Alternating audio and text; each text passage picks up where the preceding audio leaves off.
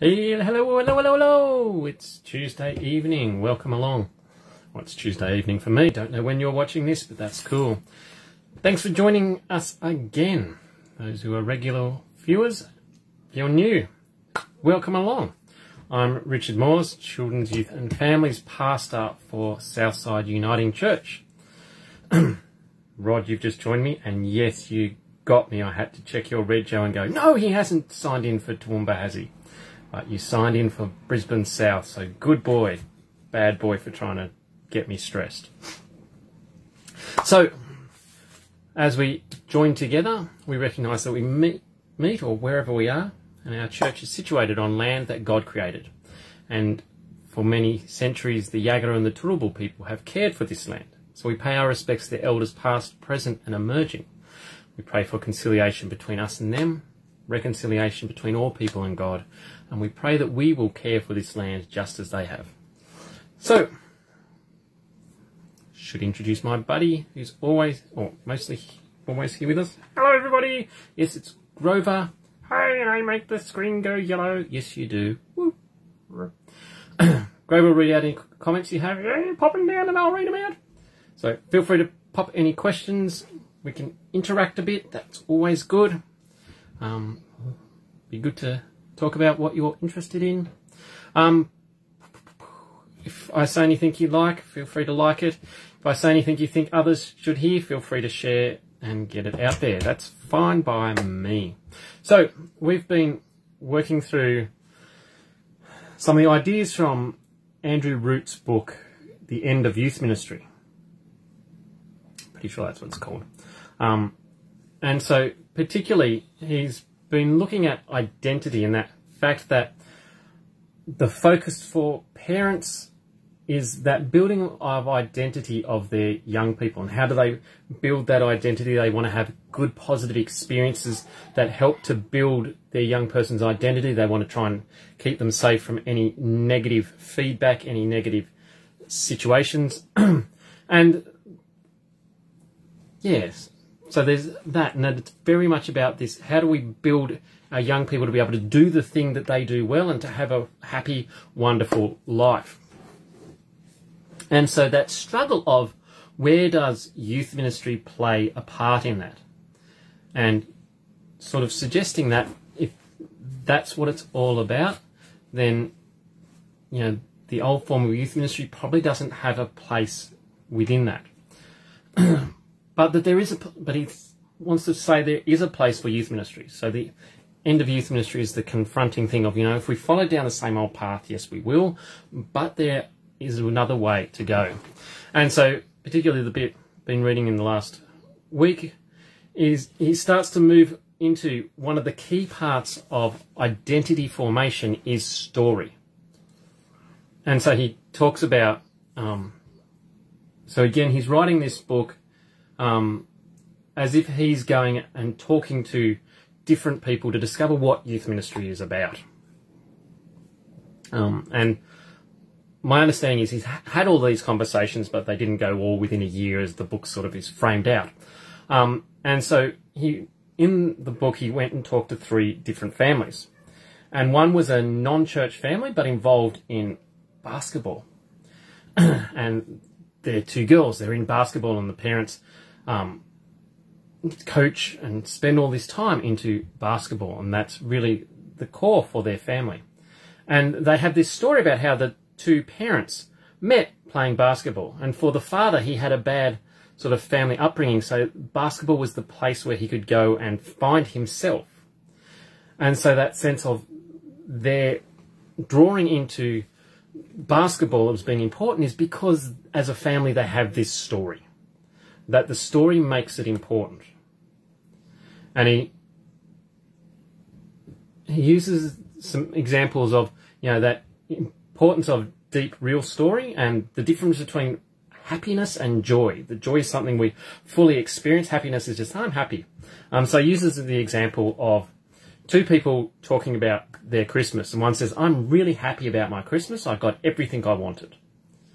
And that person has a story, but as they share, it's probably fairly superficial. I got this, I got a nice new car, it was wonderful, it was the one I've always wanted. The other person is someone who says, I'm just joyed this Christmas because my son who's been in prison has got early release and he'll be able to be with us for Christmas for the first time in 6 years. And this person experiences joy.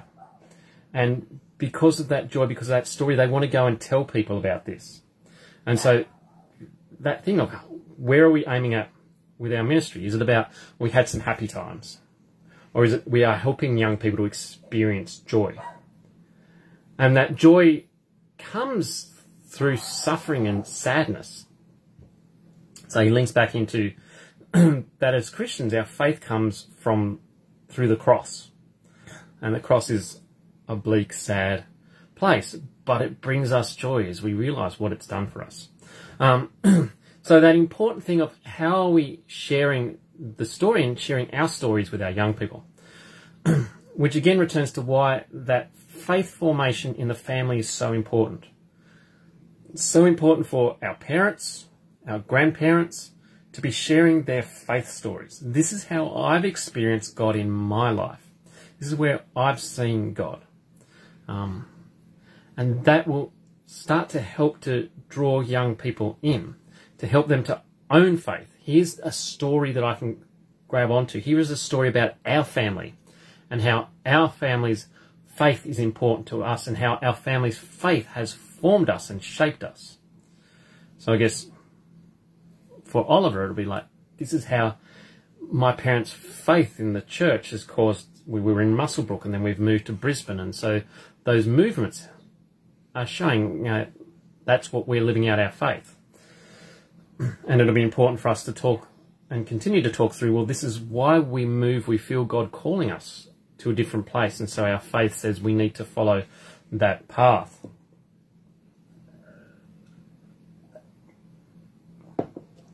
And so it's important for us within our families to be sharing those faith stories, which is why part of the faith resources we're sending out is, talk about your highs, lows and buffaloes. So where's been the high point of your week? Where's been the low point of your week or day?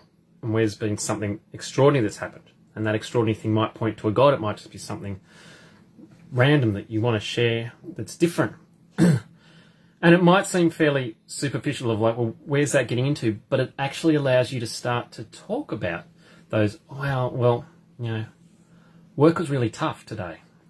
And, really struggled with it, but, I was able to, this person came and helped me and maybe that was, a God thing. Or I'm really happy because this happened and I've been praying about it and this really happened. How do we start to embed those stories where, our highs and lows are connecting back into our faith? That our identity is so much in that sense in our faith, our identity is so much in Christ that when we think about what was the good things and the bad things, we see our faith playing out in those things.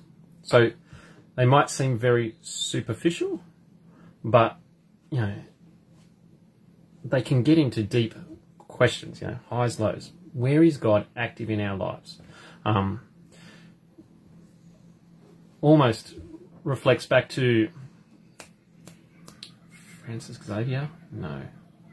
Oh, his name's going to... Ignatius! Ignatius of Loyola, back in the 1600s. Yes, late 1600s, I think. It was around the time of Calvin, went to Paris University around the same time. Calvin was in Paris University. All irrelevant facts that you really don't care about, but silly historians like me get excited about. And so Ignatius Loyola doesn't join the Protestant Reformation, but realises there needs to be change in the church. Is one of those people he's born of a fairly rich aristocratic family, goes off to fight and gets injured from memory cannonball in the leg. And it's while he's in bed convalescing that he starts to read some devotional books. I think Thomas à Kempis' Imitation of Christ, is that the right term? Anyway, a few books, and he starts to reflect. And so he comes up with these spiritual practices. And one is called the Examen, which is just at the end of each day to stop and look back over your day. And various versions of it, but the key questions are, where did I most show love today? Where did I fail to show God's love today? And it's almost, that leads to deep reflection. It's pretty much, where was my high? Where was my low? Where did I experience joy? Where did I experience God's love? Where did I not? Where was I struggling? And it's important for us to delve into the lows and to help our kids, grandkids to see there are highs and there are lows, and we go through them. And the faith journey is a journey. We're not just, hey, wonderful. Which is why, reflecting as I was reading today, it's one of the reasons I think that we struggle as a church with this element, because we don't necessarily tell all our stories. We put on the mask when we go to church and we pretend we have it all together. And everything's fine.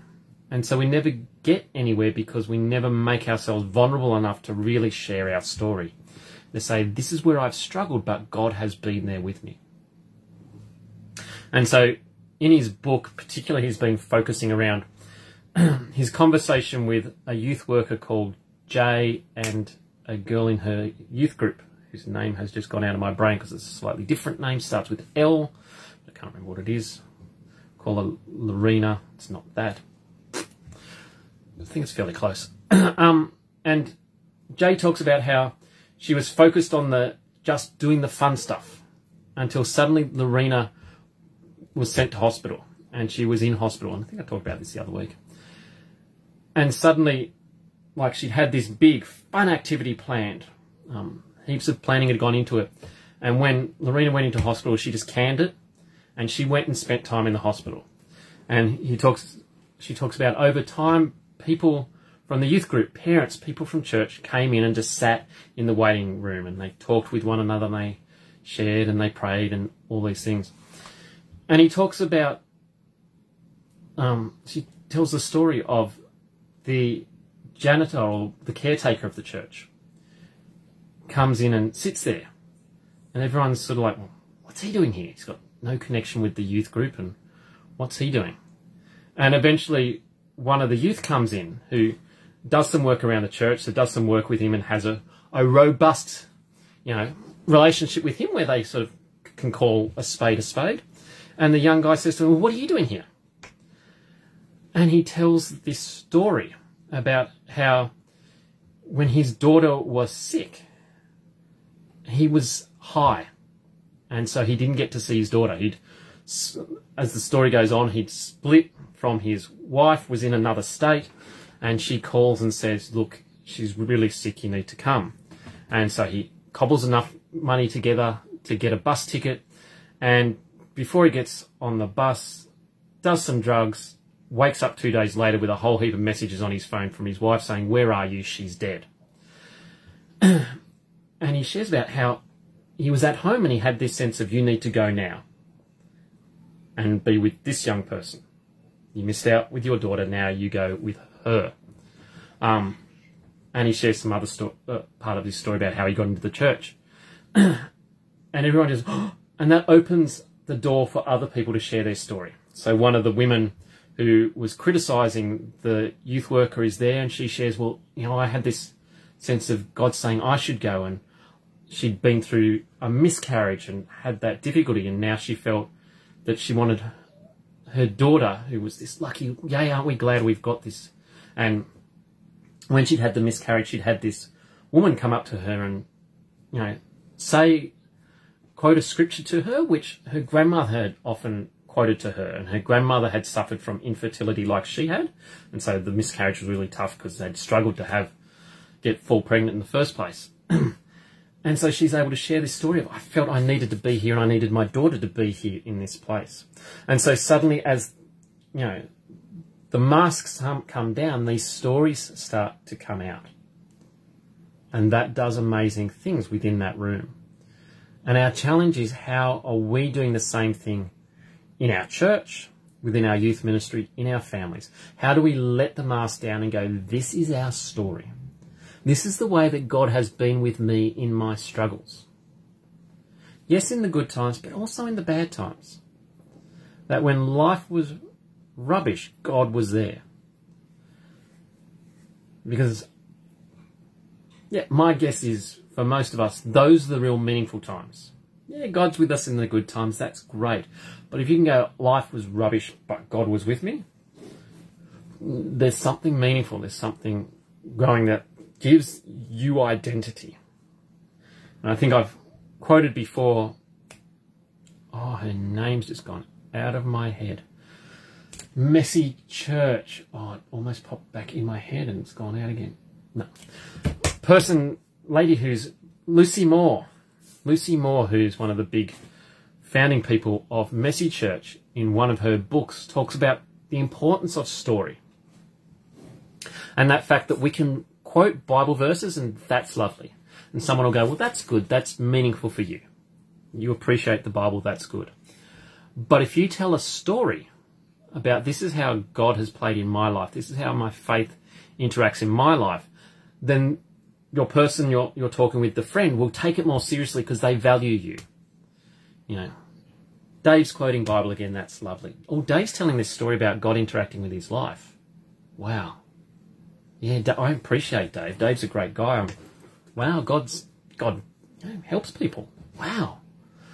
And how much more for our kids or our grandkids? Wow.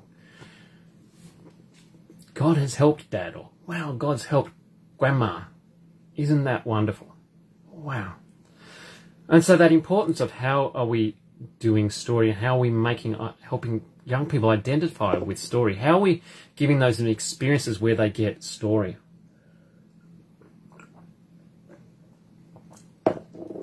And you discover that as you sit at Boys Brigade and they're talking about the going on their hiking trips. That's probably the wrong term, isn't it? Dave and Rod are both going, oh, hiking trips, no. Hiking expeditions. So they're talking about their expeditions, and you can hear the boys who have been on past ones going, oh yeah, remember when that happened? Oh, remember that. Those stories build into their identity and help them to go, wow, this is who I am. Oh, yes. Mikey, oh, yeah, remember the time you put the bag in the water? Oh, yeah. Remember the kid whose phone got flooded when the rains went through? All those sorts of things. They're the stories that we share. How are we making sure that we have those opportunities for our young people to experiencing those things? How are we walking alongside them to take them on experiences? So it might be we go off to camp or on expedition and we have this experience. And it was interesting, I was talking with someone today and they were talking about how their son's just been away on camp and they had a God moment. And it wasn't a Christian camp, but they just experienced God through nature in a special way, and that's caused them to, dig deeper into their faith. So yeah, it doesn't have to be we're planning this great spiritual camp to take them away and do that. It might be going away. It might be working alongside each other in ministry. Hey, remember how when we were doing garage sale, this happened. Oh, we've got this wonderful story that we share, and that's part of our identity. And those ministries become part of the identity of our church. When we talk about different things, we talk about those events and we talk about the big, meaningful parts of those events. Oh, yes, the garage sale. Remember when such and such did that? And if you talk about the garage sale, you'll hear, the garage sale, and remember how we decided we would, instead of giving 10% away, we would get 50% away. And that year, the amount we kept was bigger than when we kept 90%. Those stories, this is our identity. This is who we are as church, which helps to then implant in young people. This is who you are as young people. This is how your faith plays into your life. This is how faith is important. This is how faith builds identity.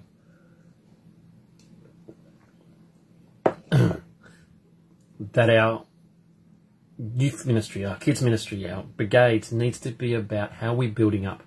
And in that sense, that's one of the real things that I think brigades does well. It helps to build that leadership, helps to build that identity. What are you as a boy? What are you as a girl for Girls Brigade? Who are you? How do we develop that person? We're not just coming for some fun, but we're actually developing you as a person. And how do we do that, and how do we do that really well? How do we do that better in other groups? And yeah, it's the challenge. It can be easy to get caught up in the let's do stuff that's fun and attract the kids in. But how do we do stuff that's meaningful, that's building the young people up? I was talking with David Fender today, and yeah, that sense of, do we go just after numbers, or do we go after meaningful discipleship? And we go after meaningful discipleship. And yes, I think I've talked before about that's the idea that Andrew Root and Kenda Creasy-Dean write in one of their books, that youth ministry is the research and development arm of the church, where we trial stuff out and then the rest of the church. So you can see in the last few years, maybe more, in the church, there's been a real push of, maybe it's not just about numbers and butts on seats, but maybe it's about people actually getting deeper in their faith, and maybe we need to focus on that. I might be wrong, but that seems to have come into the church in the last few years. Been floating around youth ministry for a good 15, 20 years now, at least. That sense of, okay, it's not actually just about numbers turning up, but it's actually about going deeper. That if we have 100 kids on Friday night, great, but if none of them are digging in deeper into their faith, then that's wasted. If we have 10 kids on Friday night and all of them are digging deeper into their faith, which one's more effective? The 10. Not to say we wouldn't like the 100. The 100 would be awesome. It would be great to have 100 kids who are all digging deeper into their faith. But the marker is, how are we helping discipleship? How are we getting them to grow in their faith, in their understanding of who they are and who they are in God? So that's got to be our focus. How are we helping our young people to build those stories? To build those stories that say, this is who I am as a child of God. This is who I am in my faith, and this is how my faith forms me. And we need to, as adults, be sharing those stories. Again, sure, I've talked about before, Erin did a review of one of the terms back 2 years ago at Unite. And one of the questions was, what was your favourite day? And for at least 2, and we probably only got 5 back. Surprise, surprise. But for 2, it was like, well, the fire afternoon where Richard told his story. It's that sense of, there's the power of story, that as we share our story, we help our young people to realise, this is your identity. What does that mean for my identity?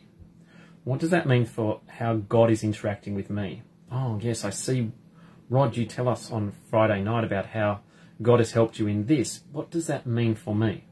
Oh, God has helped me in the same way. Well, I haven't seen God. How might I see God around me? So yeah, that power of story, and how do we open up and share our story? So I guess it's hot in here. We might finish early. And you can go on to your things. But yeah, something to think about. How are we sharing our story? How are we being brave enough to pull the mask off and go, here is the real me, and here's where God is with me in the dark times as well as the good times. And sharing that, because there's amazing power, and as we open up and are vulnerable, then others will open up and be vulnerable, and we will hear amazing stories. So yeah, that importance of story is important for how we build identity. We will build identity and build connection with young people much better when we're building a story with them and helping them to understand their place in story. Again, why God's big story is one of the 7 foundations for Here to Stay. It's not just about learning the Bible, but it's learning where is your place in God's story. And so I'm going to waffle on now and not finish early just to disappoint you. And so Andrew Root talks about, faith has tended, and youth children's ministry has tended to be about teaching doctrine and teaching ideas. And that will never build connection like building story. And so instead of going, hey, here are the ideas that we believe, which has its place, which is why trialling Faith Formations course with our young people, yes, there's a place for them to explore what other key things we believe. But within that, where is that in my story? And so I guess, yes, Faith Formations encourages them to think about, where have I seen God? What am I praying for? Those questions. So we need to be tying them together. How are we helping young people to see their place in God's big story? How are we helping them see God's place in their story? And how are we helping them to build their identity through story? And how we're being vulnerable to share our story? There's some thoughts for you. Lots of things. And yes, we can do that not just at brigades or youth group, but we can do that within our own families. And we'll see amazing things as we open up with our families. So, thanks for tuning in. Great to see our regulars and all that. For those that might tune in at another time, thanks for viewing. Hopefully some of that has been helpful or thought-provoking. Remember, you can like, you can share, you can do all those things, subscribe, blah, blah, blah, blah, blah. If you've got any questions, pop them in the box or email me or talk with me, and we'll chat about them in the future. But enjoy, hopefully, your air-conditioned comfort. This room is not. Enjoy your evening, and we'll catch you around. For those, we might see you at Brigade's enrolment service. We might see you on Sunday. We might see you next Tuesday. See you around.